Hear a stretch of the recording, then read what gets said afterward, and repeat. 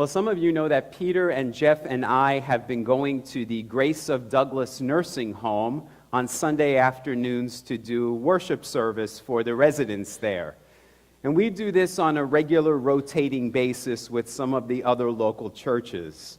Well, last week, Reverend Sarah of the First Congregational Church in Saugatuck told me that when she was there, standing before the residents, dressed in her robe and collar and stole, one of the residents asked her, "When is the pastor going to get here?"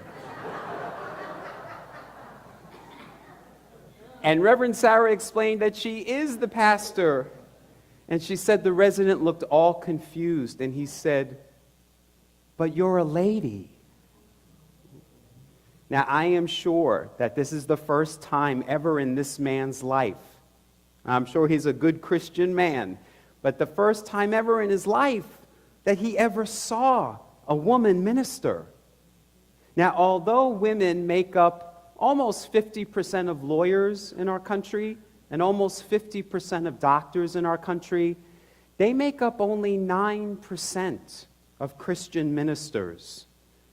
If you took the new members class here, you learned about the history of the United Church of Christ. We say we have a rich history of many firsts. And one of our firsts is that we are the first denomination to ordain a woman as a minister.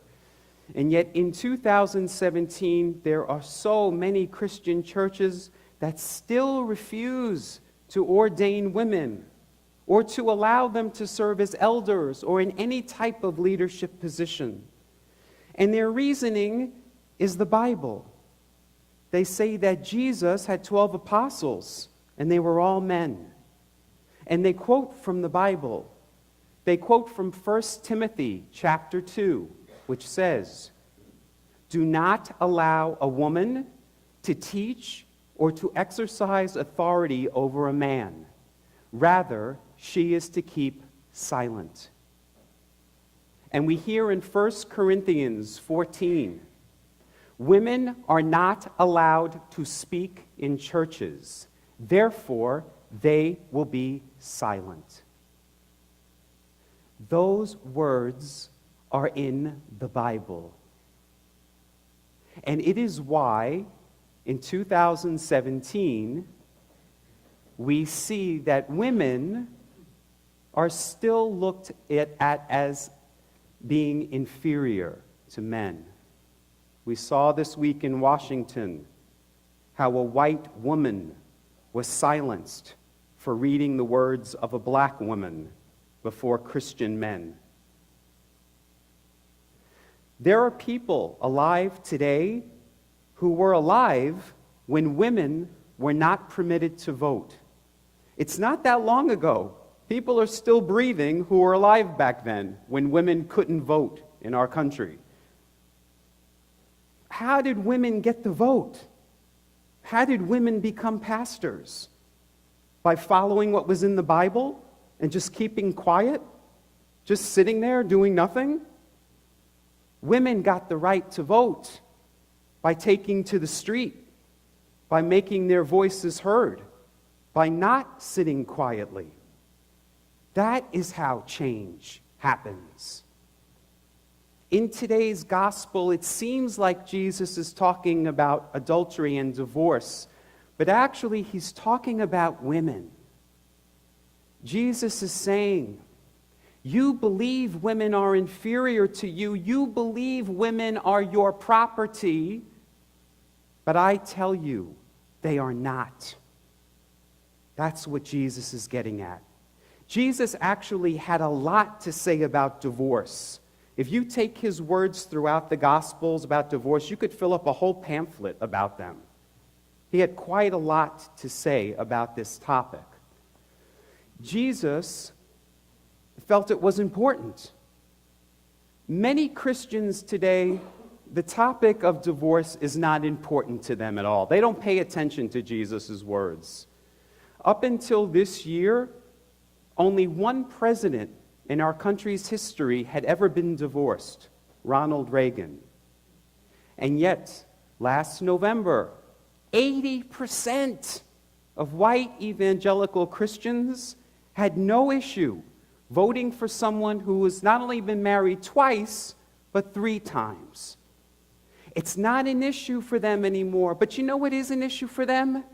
The sanctity of marriage. We hear that all the time, right? When gay marriage comes up, the sanctity of marriage. We have to protect the sanctity of marriage. I can't issue marriage licenses to gay people. That goes against my Christian faith, said the Kentucky clerk, who herself was married 4 times. I can't bake a wedding cake for gay people, said the Christian baker. Jesus wouldn't like that. And I'm going to exercise my religious freedom to discriminate. Would Jesus like that? I don't know. I know Jesus said a lot about divorce, but what did he say about homosexuality? Well, actually, I found this pamphlet about what Jesus had to say about homosexuality. And I ordered 100 of them so we could all share them. It says, what Jesus had to say about homosexuality. Let's look.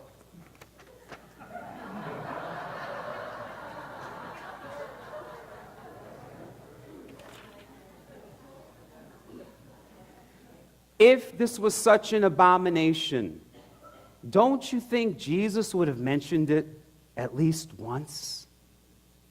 But it's in the Old Testament, is what Christians say. But that's what today's gospel reading is all about. This is still a part of the Sermon on the Mount, which we've been reading the past few Sundays. And what Jesus is doing in today's gospel is he's saying, the law of the Old Testament says this, but I say this. He's saying it's not about the letter of the law anymore. It's about the spirit of the law, the spirit in which it was written. So what he's saying, in effect, is you think women are inferior to you, but I tell you they're not. You say the scripture says that women are to be silent, but I say they are not. And we know Jesus had plenty of women disciples. In fact, they wrote gospels. You know there's a gospel of Mary Magdalene, but the church decided not to include it in the Bible. Jesus did what Father Richard Rohr said in our words of integration this morning. He took his holy scripture, the Old Testament, and he interpreted it for the people of his time and day. And he didn't do it literally. Jesus didn't interpret Scripture literally. So why are we? What Jesus did with Scripture is he looked at it and he said, how can we make meaning of this and look at the spirit in which it was written? And as Father Rohr said, literalism is the lowest level of meaning. It's the most immature approach to reading the Bible. And when we use this immature approach, it's used for us to use Scripture to support misogyny and to support homophobia and to support nationalism. That's not how we are to understand Scripture, not from the literal level. So Jesus says here, the law says that you can divorce a woman, but I say, the law says you can't commit murder, but I say that even if you hold a grudge against someone, you have murder in your heart. He says the law says that you can't commit adultery, but I say that if you look at someone with lust in your eyes, you've already committed adultery in your heart. What Jesus is trying to get at is it's the belief, the thought that informs the law. If you think women are inferior and they need to be silent, if you believe gay people are sinful, if you believe that America is number one, then you're looking at the other as not being equal to you. And that belief will inform your law. How do we change the law? by changing our beliefs. Jesus was killed because he challenged people's beliefs. He was telling them their laws and scripture was wrong. He said, you said women should be silent. I say they shouldn't. Now do you understand why people in power had to kill him? Because what he was saying was rebellious. Jesus wanted to create a world where all people were equal. Everyone had a seat at the table. And so that's really what he's saying in this gospel reading, is the law says this, but I say this. And that's why Jesus' words were dangerous, because he was basically telling people, your thoughts, your beliefs, your laws need to be changed. So, Gandhi had this wonderful quote in which he said, our beliefs become our thoughts, and our thoughts become our words, and our words become our actions, and our actions become our habits become our destiny. It all starts with your belief. So if you believe those things, women are inferior, gay people are sinful, Americans are number one, then that's your belief. That means everyone else who's different than that is not equal. Some of you may be familiar with the term that's called cognitive dissonance. It means that what you see before your eye doesn't match the belief in your head, so you automatically categorize it as wrong. So, for example, if you never saw a woman minister or a woman airline pilot, if you never saw a black man and a white woman holding hands, or you never saw two men kissing or a male wearing makeup, in your head you go, I've never seen this before. This does not compute. It doesn't match your belief, so you automatically categorize it as wrong and you judge it, rather than changing your belief. Jesus is asking people to transform. In Scripture it says, be ye transformed by the renewal of your mind. It's about changing your thinking. Most of us have just automatically taken on the belief system of our parents and our churches and our culture. We've never even questioned them. We've just automatically taken them on. And when we see something that doesn't match that belief, we judge it as wrong. And Jesus is saying, we need to transform our minds, to change our thinking. That's what he calls us to do in today's gospel. But you can imagine, if you were the people in power of Jesus' day, how threatened you would be by what he is asking you to do, to change your whole belief system and to go against the laws of the Scripture. Now, some of you may say, I can't change my beliefs. I mean, how can I do that? I don't have control over my thinking. Well, that is true. Most people are slaves to their thoughts. They're not masters of their thoughts. They're slaves. And their thoughts do control them. Research tells us that all of us have 60,000 thoughts a day. And 85% of those thoughts are negative. They're thoughts of fear.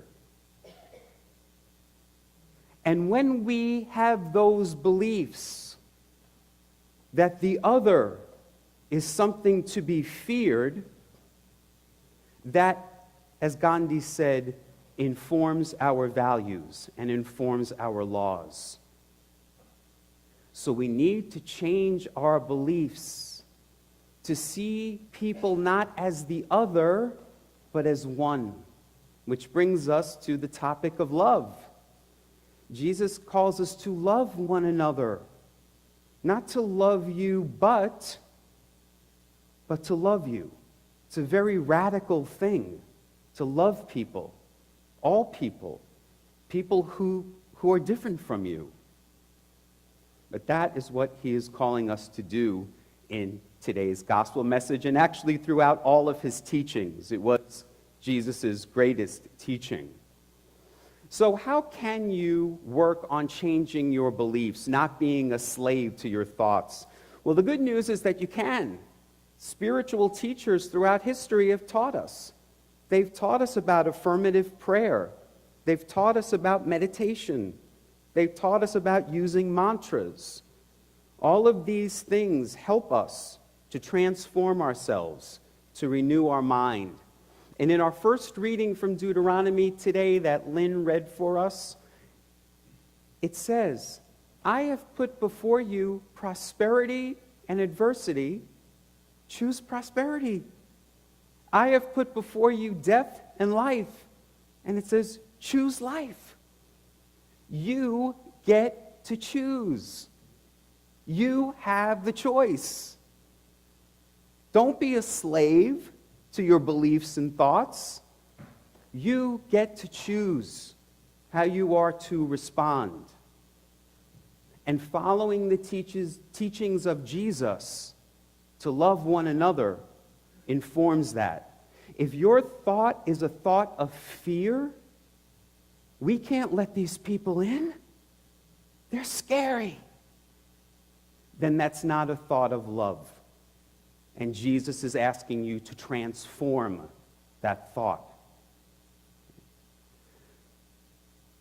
Now, choosing life, choosing love over fear is not easy, because we live in a culture that wants to keep us afraid. Jesus, a man of great courage, was able to tell us, do not be afraid. Speak the truth. And that's what we're being called to do in this season of Epiphany, to be people of salt and light, to go shine our light on inequality and injustice, and to speak truth to it. What do thoughts of oneness look like? Well, Jesus was saying, stop thinking of other people as inferior or sinful or the other, and start thinking of everyone as one. Thoughts of oneness mean that infant who lives 7,000 miles away from you in Iraq is just as precious as that little infant that is sleeping in your crib at home. It means what I want for me and my family, I want for everyone. That's what thoughts of oneness are. Marianne Williamson, the other day, had this wonderful spiritual practice for us to become involved with. She said, get a globe or a map, bring it into your meditation room or the chair where you pray, and each morning, focus on a different country. And as part of your prayer, send light and love to those people and say, I want for you what I want for me and my family. That's how we send thoughts of love and oneness. Jesus told us to bring about the kingdom of heaven here on earth. That's what he meant. He wants us to create a world that works for everyone, not just for a few people, but for all people. So let us go forth in this season of Epiphany as people of salt and light to create the kingdom of heaven here on earth. We are the ones that we've been waiting for. Namaste.